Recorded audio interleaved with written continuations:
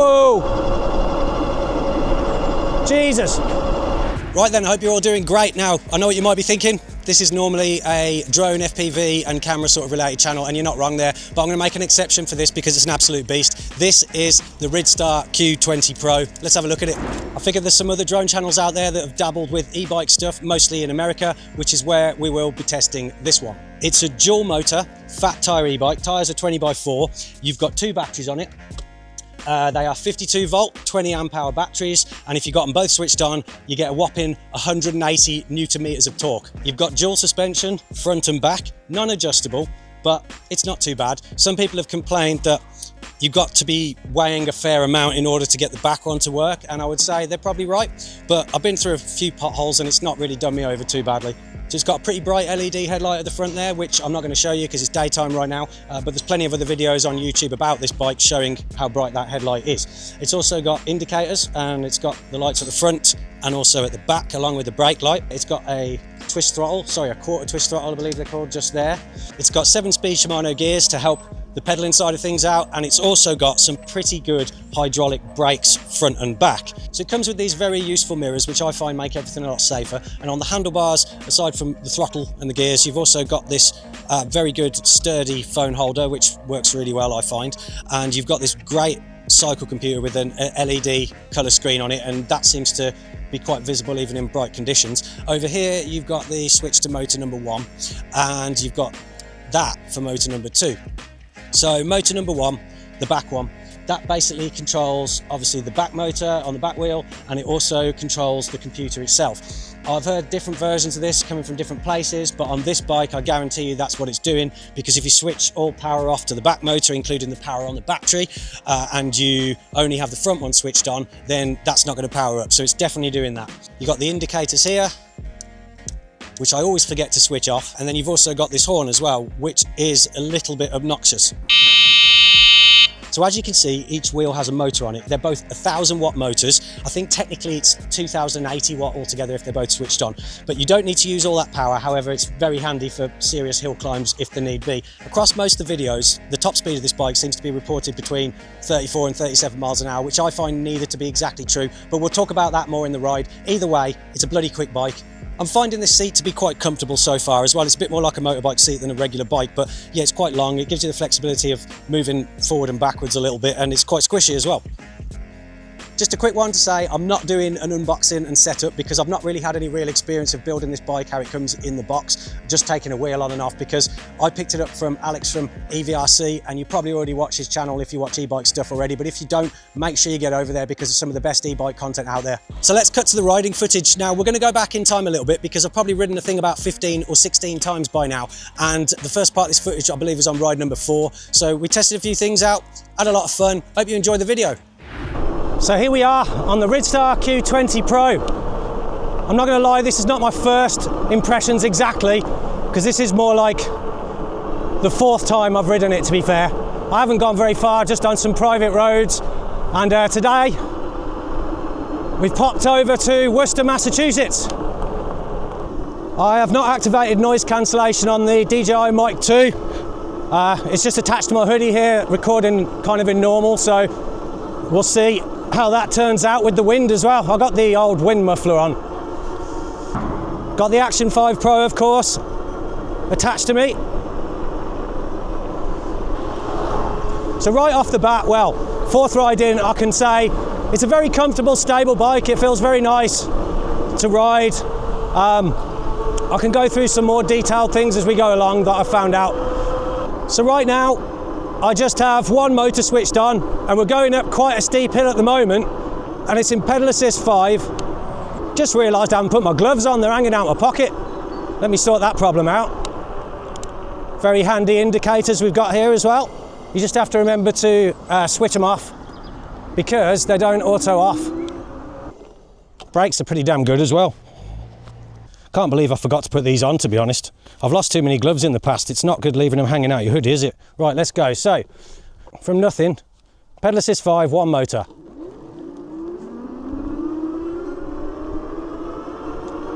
Pretty damn nippy.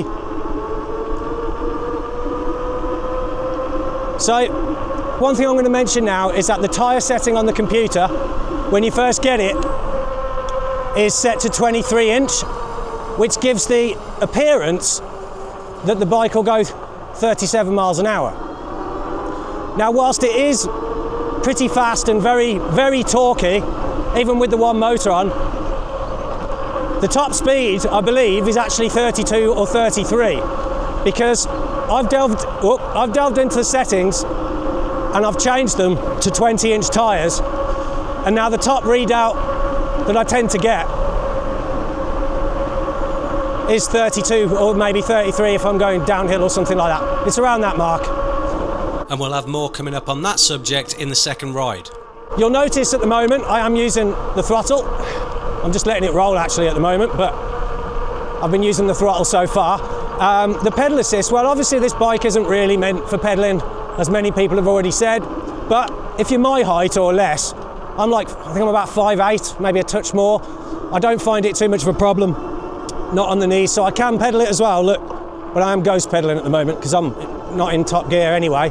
Let me just get around these.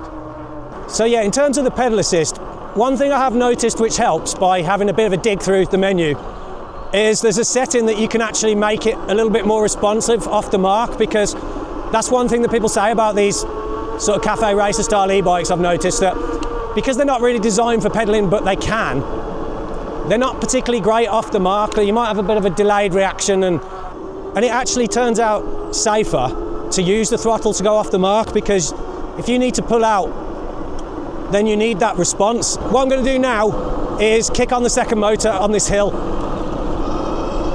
Whoa! Jesus!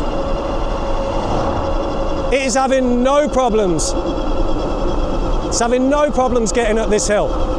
It's still clocking 30 nearly.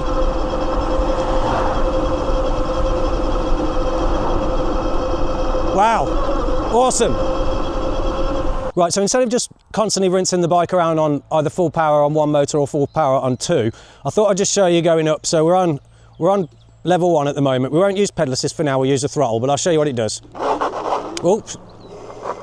My bad, both motors are on. Forgot to tell you, and you might have seen this in other videos, that if you pull off with both motors on, you're going to get a wheel spin at the front. So let's switch that one off. Right, pedal assist 1 on one motor. Not pedal assist even, throttle. There we go. So it sort of hovers around the 9 miles an hour mark if you've got the tyre set correctly in the menu. You put it up to pedal assist 2. Oh, it's a bit pokey. 14 mile an hour. So if you hit it up to 3. 19. Not bad at all. Very pokey. Level 4, we go up to 22, and I'm going to have to turn this corner now.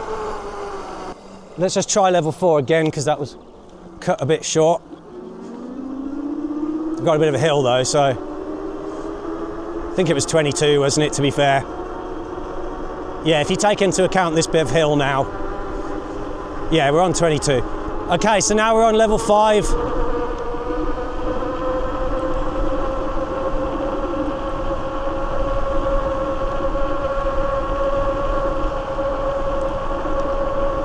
It is very comfortable going around these corners as well, to be fair. For somebody who hadn't even ridden my normal bike for quite some time, probably around the time I started flying drones,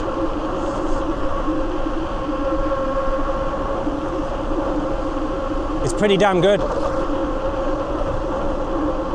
Right, so let's whack that second motor on again.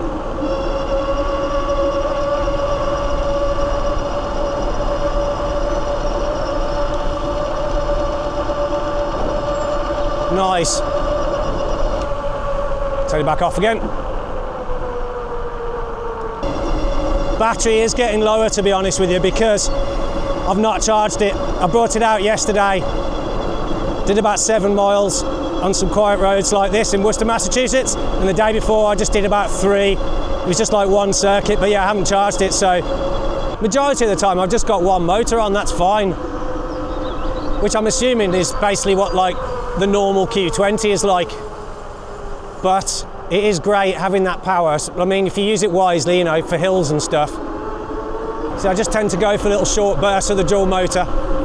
I'm not the heaviest dude, so the bike moves quite a lot underneath me. Oh, fly in the eye.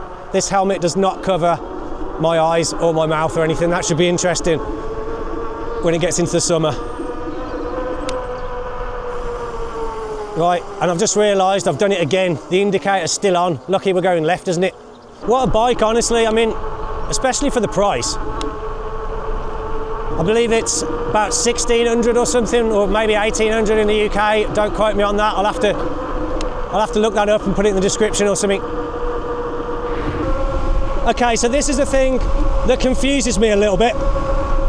So I've just got one of these speedometer apps, as you can see, and some of the videos I've watched, the speed has matched up when they've got the settings at 23-inch wheels. I've got it at 20-inch, which is the size of the wheel, and it's still a little bit off, so I'm not sure whether all of these speedometer apps are that good or not. Hopefully you can see the bike screen and also the phone screen there in view. But yeah, so it still seems a little bit off, which makes me think not all of these speedometer apps are as good as each other. I don't know. It's just a different result from what I've seen anyone else get. It's still a mile an hour or two underneath what the computer of the bike is saying. By the way, I'm just rocking one motor at the moment. It's sort of reading dead on sometimes, which is unusual. Nearly went through that pothole. Either way, I'm thinking anyone who's tried this bike will probably think it's a lot of fun like I do. I'm really not sure what to believe when it comes to the speed. I'm gonna have to try more speedometer apps. I do have another one which I was going to use, but I downloaded this one last minute when I got on the bike because it did have an analog display, but it didn't seem to have an option for a digital one, so it was quite hard to read the exact speed. And I was obviously wrong about this, as you'll find out in a minute. Right, let's go back down this road on both motors on.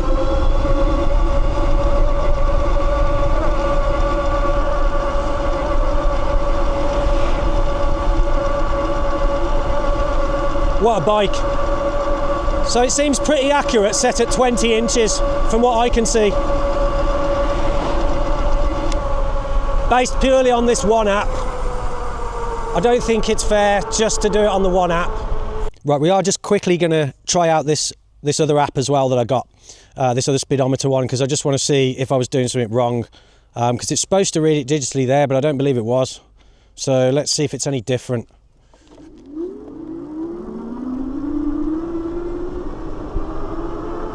See, it seems to say it's updating the top speed, and it's showing the analog reader going up, but I'm not seeing it. Maybe it's just me. What am I? Where is it? We need to have a look at this. Oh, is that pheasant? Grouse, pheasant? I don't know. I don't know the difference. It's making its way towards that house though. Where does it say the bloody speed? Oh, hang on. Hang on.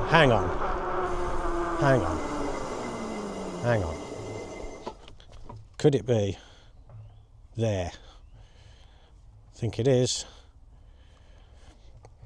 I think this is mystery solved. There it is. Right, so now we have two speedometer apps, and I can tell you that they're both doing roughly the same kind of job. To be honest with you, I think it takes a few seconds for the phone GPS to get to it. I'm not sure. It's saying 30, 31 now, whilst the bike's saying 32, which makes me think that both apps, well, they're reading the same thing, so either they're correct or they're both wrong. Law of averages though. Now the whole point in this part of the video is kind of a range test, although I've not done it all in one sitting. I've been out on a few occasions and done some circuits over the last few days just to clock up the miles without recharging the battery.